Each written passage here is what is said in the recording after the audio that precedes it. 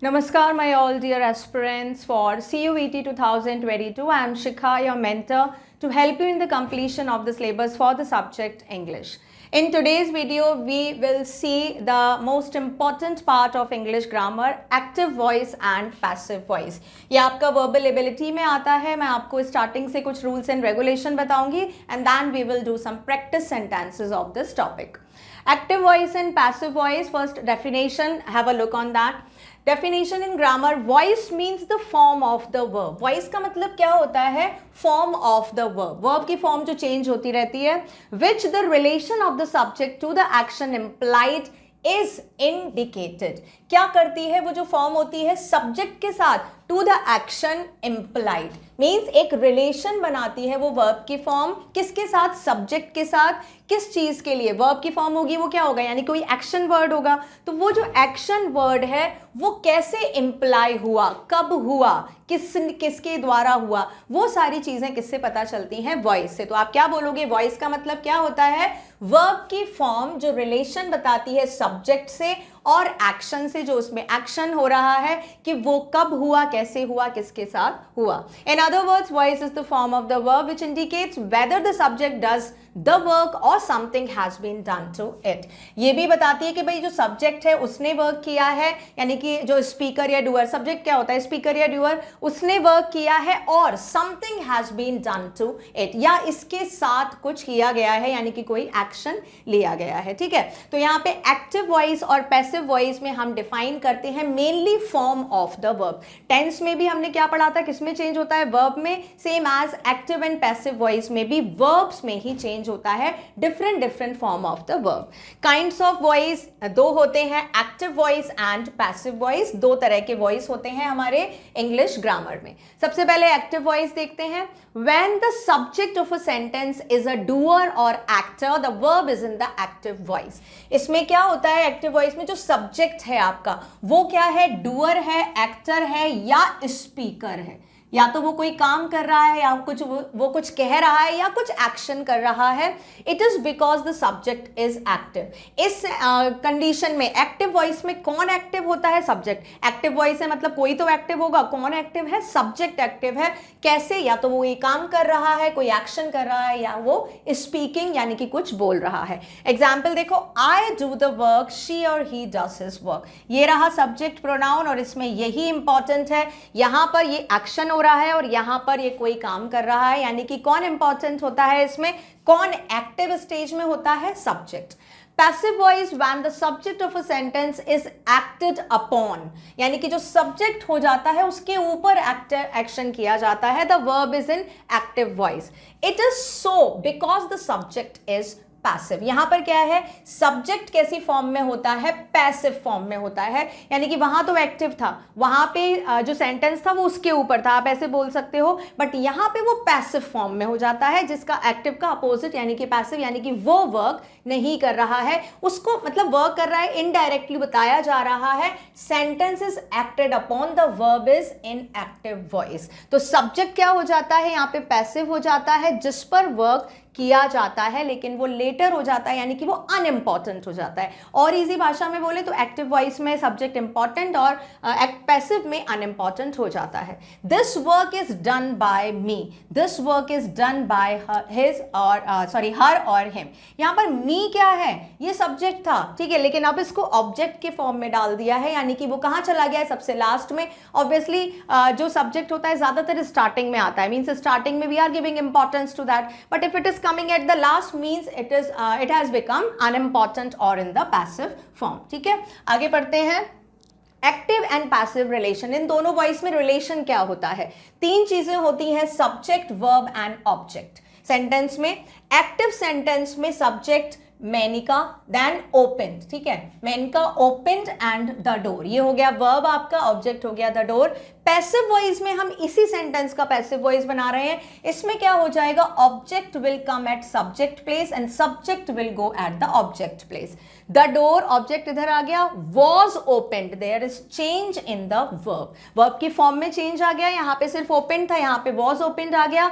और सब्जेक्ट जब यहां पर जाएगा, it always followed by a y. ठीक है, बाय के द्वारा फॉलो किया जाएगा. ये कैसे होता है? इसके रूल्स एंड रेगुलेशन देखते हैं. सबसे पहले General rules. Rule number 1 is the object of the verb in the active voice becomes the subject of the verb in the passive voice. Rule number 1 क्या है भाई? जो ऑब्जेक्ट होता है वर्ब का in the active voice, active voice में हमारा जो ऑब्जेक्ट था, हम यही सेंटेंस लेते हैं मेन का, ओपन द डोर. यहाँ पे द डोर क्या है? ऑब्जेक्ट है.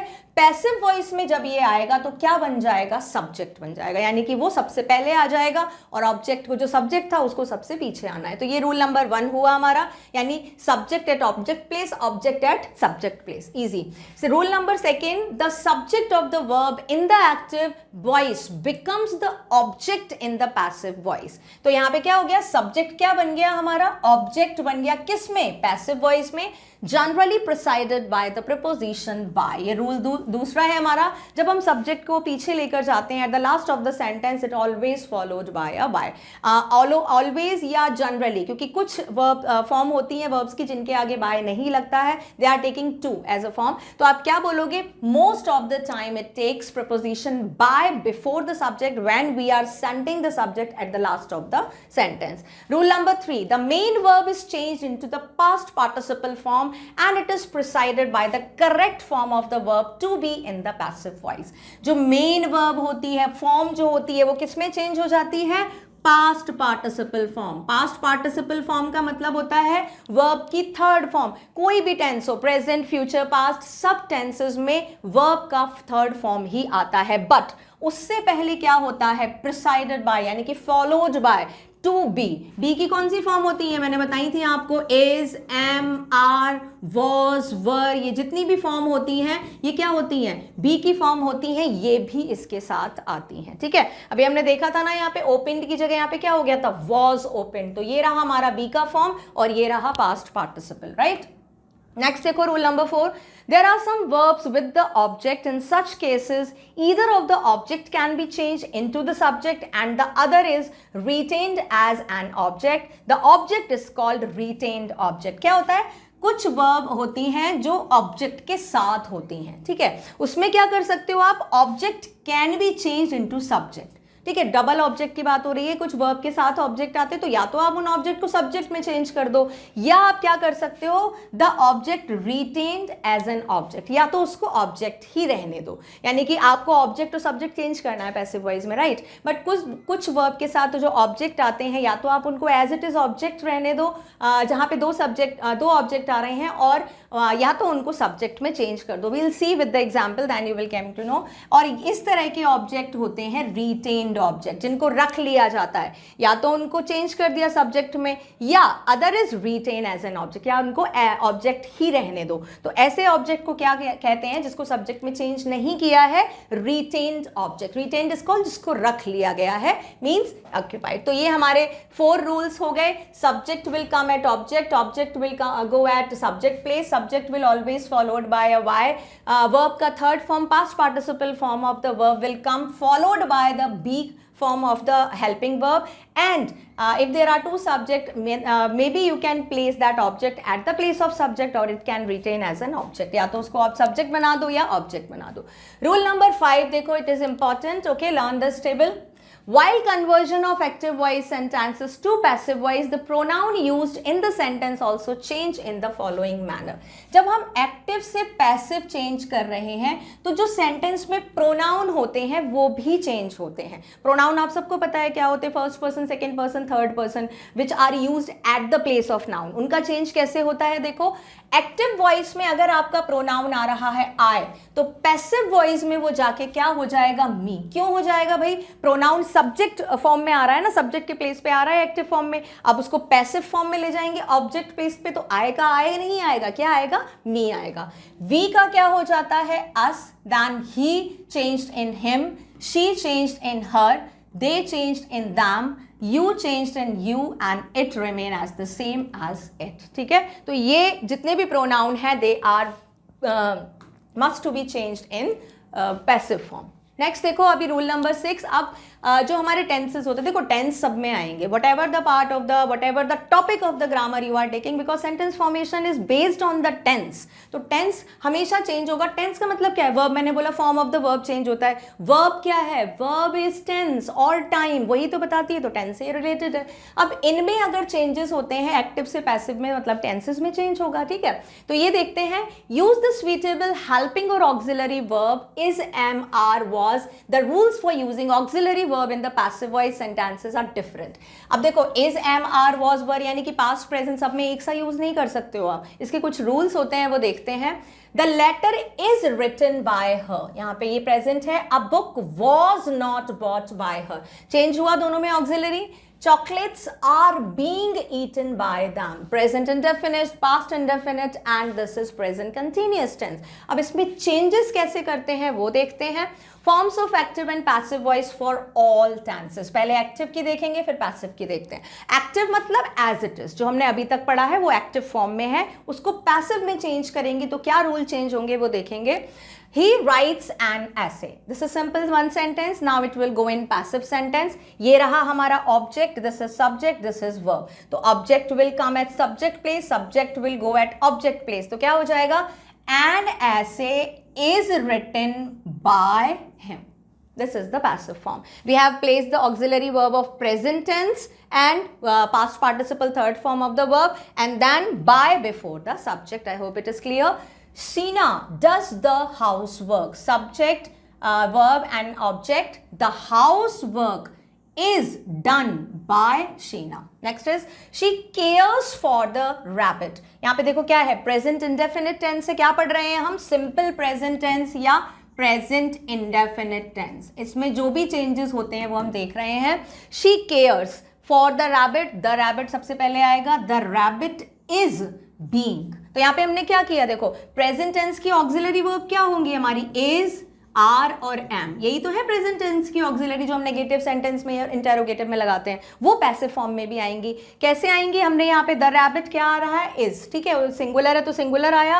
अब यहाँ पर क्या है? She cares for the rabbit. The rabbit is being cared for by her। यहाँ पे हमने एक और बी की फॉर्म लगाई है, that is being. Being is showing you the progressive और continuous tense, क्योंकि ऐसा नहीं कि रैबिट की केयर वो आज करेगी कल नहीं करेगी, नो, ये एक प्रोसेस है। Okay, she is going to continue with the practice for the rabbit. तो वो जो कंटिन्यूएशन में काम होगा वो हमेशा आईएनजी या प्रोग्रेसिव फॉर्म में आएगा। जो सिंपल एक्टिव टेंस होते हैं उनमें हम क्या करते हैं? उनमें हम सिर्फ सीधे सीधे वर्ब में लगाते हैं। जैसे अगर ये यहाँ पे लगाएंगे तो हम केयरिंग लिखेंगे, ठीक है। बट यहाँ पर पैसिव फॉर्म में हम क्या करते हैं? पैसिव फॉर्म में आपने जो मेन वर्ब है उसका तो थर्ड फॉर्म लग गया। अब थर्ड फॉर्म और आईएनजी दोनों एक साथ नहीं आ सकता, तो यहाँ पे हमने बी में आईएनजी लगा दिया और मेन वर्ब का थर्ड फॉर्म आ गया। आई होप इट इज क्लियर।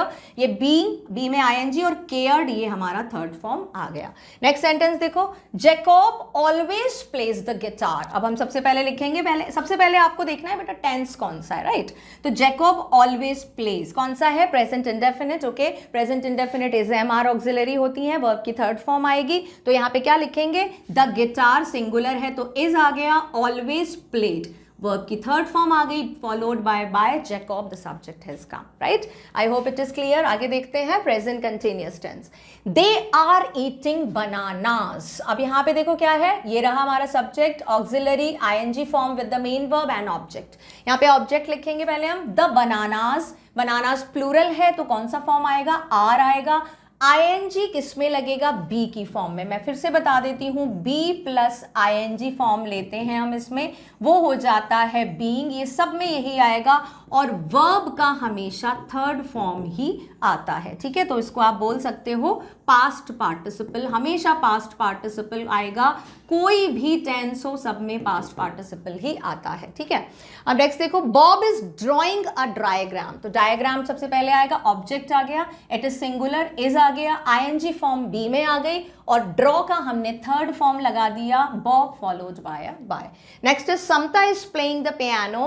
अब पियानो सिंगुलर, इज बी में आईएनजी फॉर्म एंड प्लेड का आपका थर्ड फॉर्म आ गया प्लेइंग। देखो ये आईएनजी, अगर इसमें आईएनजी आपको एक्टिव में कहीं भी आईएनजी दिखता है तो कौन सा फॉर्म आप लगाओगे, बीइंग लगाओगे, whatever the tenses. Next is she is waiting for Reema, तो Reema singular is being waited for by her. Please don't get confused, two preposition can come with it because for is coming for waited and by is here for her. तो please don't get confused कि दो preposition एक साथ नहीं आ सकती, नहीं ऐसा कुछ नहीं है, it is an just myth। आ सकती हैं for और by, देखो दो preposition आ रही है, क्यों आ रही है, क्योंकि ये जरूरी है, ये इसके लिए आ रही है और ये उसके लिए। Now next present perfect tense, he has done the work, इसमें क्या होता है, has he done the work, this is interrogative. Interrogative अगर सेंटेंस है तो वो चेंज नहीं होगा, उसको आप इंटेरोगेटिव ही रखोगे, ठीक है, कोशिश करेंगे इंटेरोगेटिव ही रखेंगे उसको।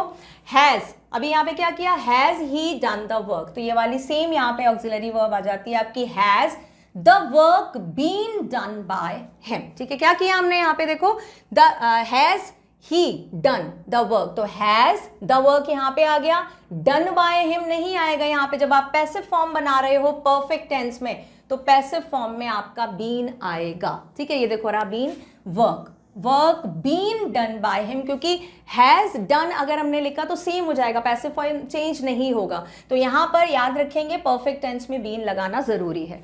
Have they left the apartment question mark, और ये लास्ट में क्वेश्चन मार्क भी आएगा।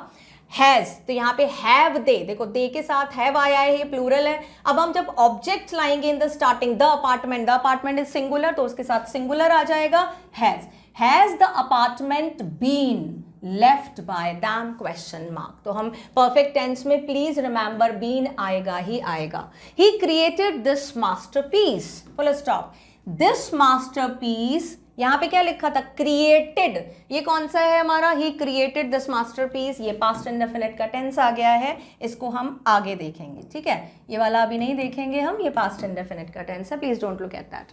ही read the newspaper, this is again past indefinite. अच्छा एक काम करती हूँ, मैं इसको बना देती हूँ प्रेजेंट परफेक्ट। प्रेजेंट परफेक्ट कैसे बनाओगे, he has created this masterpiece and he has read the newspaper, now they are present perfect। this masterpiece is created by, नहीं आएगा यहाँ पे क्या आ जाएगा, this masterpiece has and been created by him, right। next देखो the newspaper has been read by him, these are थोड़ा सा गलत लिखा हुआ है, मैंने ठीक कर दिया है। this masterpiece has been created by him, the newspaper has been read by him। except certain exemptions, no passive voice formation for the following tense can be formed। present perfect continuous tense इसका नहीं बनता है, ठीक है। then past perfect continuous tense इसका नहीं बनता है। Future perfect continuous tense and future continuous tense, generally बहुत हार्ड सिचुएशन अगर आप देख सकते हो, but that is not accepted according to the grammatical rule, इनके नहीं बनते हैं। तो हम ये याद रखेंगे कि भाई ये जो लास्ट के सेंटेंस अभी हम पढ़ रहे हैं सारे हम परफेक्ट तक टेंस पढ़ेंगे, जितने भी हम पढ़ेंगे वो परफेक्ट तक पढ़ेंगे, क्योंकि जनरली कंटिन्यूअस, परफेक्ट कंटिन्यूअस, ये वाले जो है परफेक्ट कंटिन्यूअस ये नहीं बनते हैं। चलो आगे चलते हैं, देखते हैं simple past tense. Riya paid the bill, second form आया है, ठीक है। यहाँ पे रिया द बिल्स, यहाँ पे सबसे पहले द बिल आएगा। द बिल्स कैसा है हमारा, प्लूरल है, और इसकी जो ऑक्सिलरी होती है वो क्या होती है, वर। पास्ट टेंस में ऑक्सिलरी वॉज एंड वर आएगी ना, तो were paid by Riya. Next देखो, the teacher called the student, second form आया है, तो सबसे पहले द स्टूडेंट, एंड यहाँ पे क्या आएगा, वॉज। क्यों आएगा, क्योंकि ये सिंगुलर है, वॉज इसके साथ आ गया। ऑक्सिलरी वर्ब की third form followed by a by subject, the teacher will come with the full stop, ठीक है। Next, she did not by the fruit, यहाँ पे ये क्या आ गया, देखो ऑक्सिलरी आ रही है, नेगेटिव सेंटेंस है, नेगेटिव बनाएंगे हम। लेकिन ये याद रखेंगे हमेशा पैसिव वॉइस में कभी भी ये हेल्पिंग वर्ब्स नहीं आती हैं, हमेशा बी की फॉर्म आती हैं। बी की फॉर्म, ये डू की फॉर्म है, ठीक है, डू, डिड, डज, ये डू की फॉर्म है, डू की फॉर्म नहीं, बी की फॉर्म आएंगी हमेशा। द फ्रूट्स, फ्रूट्स कैसे हैं, प्लूरल, तो यहाँ पे वर आ जाएगा, नेगेटिव है, इसको नेगेटिव ही रखेंगे। एंड वर्ब की third form plus subject followed by by. I hope it is clear. क्या याद रखना है, किसकी फॉर्म आएगी, बी की फॉर्म ही आएगी। कौन सी होती है बी की फॉर्म, वॉज एंड वर, इन दोनों में से कोई भी एक फॉर्म आती है। नेक्स्ट चलते हैं, प्रोग्रेसिव कंटिन्यूअस देखते हैं पास्ट टेंस का। दे वर वेटिंग फॉर हिम, ठीक है। अब यहाँ पे हिम है, क्या है हमारा हिम, ऑब्जेक्ट है, सब्जेक्ट के प्लेस पे आएगा तो क्या हो जाएगा, ही। क्यों, बिकॉज इसका जो सब्जेक्टिव फॉर्म होता है वो ही होता है, ठीक है। ही क्या होता है इसका, सब्जेक्टिव फॉर्म। सब्जेक्टिव फॉर्म जो हमने अभी पढ़े थे ना, चार्ट में पढ़े थे, वो हमारा इसका सब्जेक्टिव फॉर्म है। तो ये हमारा यहाँ पे ही आएगा। ही कैसा है, सिंगुलर, और ये पास्ट का है तो वॉज ऑक्सिलरी आ गया। ING form will be placed in be and verb की थर्ड फॉर्म वेट में आएगी, फॉलोड बाय फॉर वेट के लिए, बाय दाम के लिए एंड फुल स्टॉप। नेक्स्ट देखो, आस्था वॉज लर्निंग फ्रेंच, ये रहा ऑब्जेक्ट फ्रेंच, ठीक है। वॉज इसके लिए आ गया, बी में आईएनजी का फॉर्म आ गया, लर्न आ गया वर्ब की third form, Astha the subject followed by by. Next, she was playing kabaddi, ठीक है, ये आ गया हमारा कबड्डी आ गया, या कबड्डी वॉज बीइंग वर्ब की third form, subject followed by by, ठीक है। ये हो गया past continuous tense. I hope it is clear. Past perfect tense, she won the match, यहाँ पे हेड आएगा, again it is written wrong, ये had, she had won the match, ठीक है। तो यहाँ पे सबसे पहले object, the match had been. Perfect में क्या था, मैंने बोला था आपको, सब जितने भी परफेक्ट हैं उन सब में क्या आएगा, बीन, यस, ठीक है, बीन आएगा। तो यहाँ पे हैड हमने सेम ऑक्सिलरी लगाया, एंड दिस इज वर्ब की third form followed by the subject is there. I had finished her work, यहाँ पे हैड फिनिश्ड हर वर्क, तो यहाँ पे हर वर्क पहले आ जाएगा, हर वर्क, हैड इसके लिए आया, बीन आ गया, फिनिश्ड बाय मी। आई का कौन सा फॉर्म आया है, देखो मी, कौन सा फॉर्म है ये, objective form of I. Next देखो, he had missed the last metro, the last metro had been, third form missed, by followed by him followed by. This was past perfect tense. I hope it is clear. Simple future tense, past perfect continuous, generally we are not making in the grammatical. He will write a letter, इसमें will आता है, जब यहाँ पे लिखेंगे तो यहाँ पे मैंने आपको बताया था will and shall are model verbs, ये main verb के बीच में कोई भी फॉर्म नहीं लेती है, इसीलिए अगर आपको कोई भी फॉर्म लगाना है, ing form, second form, third form, you have to place anything between them। तो यहाँ पे सबसे पहले हमने ऑब्जेक्ट लिया, a letter will, ये will इसके लिए आ गया। अब यहाँ पे थर्ड फॉर्म अगर आपको लगानी है तो in between be will come, only then you can use the past participle form of the verb by him, full stop, right? He will repair her cycle, तो her cycle will, और ये be इसके लिए है, be repaired, verb का third form by him। next is he का objective form आ गया यहाँ पे him, ठीक है। He shall start the meeting, the meeting, यहाँ पे he shall, जनरली he के साथ shall का यूज नहीं होता है, कन्वर्सेशन में हो जाता है, ठीक है। कन्वर्सेशन में तो you can write anything, ठीक है। तो अगर आप shall को कंसीडर नहीं कर रहे हो तो will कर लो, no problem. The meeting will be आ गया started verb का third form by him। I hope it is clear। आगे चलते हैं, future perfect tense, I think continuous नहीं आया, yes, continuous tense is not there। future continuous हमने पढ़ा था, ये नोट लिखा हुआ था, future continuous generally is not a part of the passive tense। future, ये रहा हमारा future continuous tense, ये भी पार्ट नहीं होता है, ठीक है, जनरली ऑफ द टेंस। तो हम आगे पढ़ते हैं future perfect tense। future perfect पढ़ते हैं हम। Active voice, Meena will not have change the bedsheet, will आ गया, फ्यूचर है, हैव आ गया, परफेक्ट, और वर्ब की थर्ड फॉर्म आ गया, नेगेटिव सेंटेंस है। सबसे पहले हम क्या लेंगे, object, the bed sheet will, not इसके साथ आ गया, हैव और बीन, यहाँ पे परफेक्ट है तो बीन आएगा, बीन सबके साथ आ रहा है, ठीक है। प्रेजेंट पास्ट परफेक्ट, तो यहाँ पे बीन आएगा, वर्ब की third form, and by Meena. Next is they will have won the match, अभी the match will come, the match, अब यहाँ पे दे विल, तो the match will have been won, have आ गया, बीन आ गया, वॉन आ गया, वर्ब की थर्ड फॉर्म आ गया, बाय दैम, ठीक है। हैव बीन ये आएगा किसमें, आपके फ्यूचर परफेक्ट टेंस में। Next is will have been, ठीक है, will have been, shall have been. Reena will have washed the skirt, अभी the skirt will future tense, have been washed, showing the future perfect tense, and by Reena. ठीक है, तो here we have completed the rules with the example of different sentences according to the tense. क्या present हमारा indefinite, continuous, perfect, then past, indefinite, continuous and perfect, and future is simple indefinite and future perfect tense. We have completed with the table of that how we are changing the pronoun subjective form to objective, objective to subjective. Now rest of the thing abhi passive voice finish nahi hua hai, some more things are there that we will discuss in the next video. Thank you.